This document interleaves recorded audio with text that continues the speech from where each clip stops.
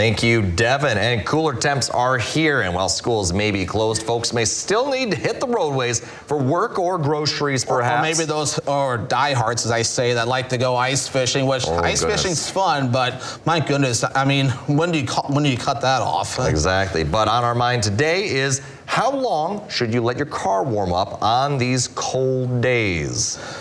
Yeah, that's a big question too. Thankfully, I have a garage, which helps, even though it's still cold in there, at least protects it a bit. So, I mean, I was kicking that auto start, and it probably runs for, I want to say, maybe a good 10 minutes before it goes. And maybe I would do it longer on these colder days too, because it might take a little bit longer for it to warm up. Because you keep your car outside, what do you do? Yeah, so it's, it is nice to have the car warm. I don't know, how good it is or isn't for the engines. I'm no mechanic here, but it's, I do put it on. My car has a feature where you hit the on button, it'll preheat. So it'll do that for 10 minutes. And then if you want to, you can hit it again, and otherwise it'll just automatically shut off in case, you start your car and you forget that it's on, so it doesn't drain your battery. Or your gas. That's very nice in that case. I wouldn't think they put the auto start feature on cars if it wasn't good for it. And I think in these cold days, I think it's good to allow the car to gradually warm up, because if you go start it cold and then you try to drive, I worry that it might cause some problems. Now, I know cars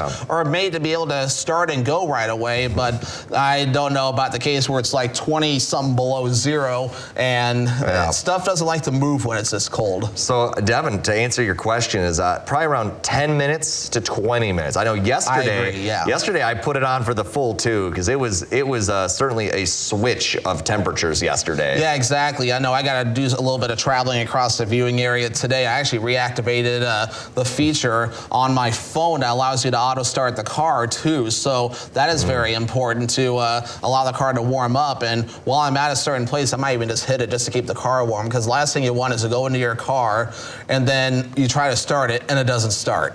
That's the biggest nightmare anybody has, which is, again, we did a story on this recently, regular vehicle maintenance. You want to definitely keep that in mind whenever you get these colder temperatures. Good vehicle maintenance can help keep your car running. Right you are, Devin.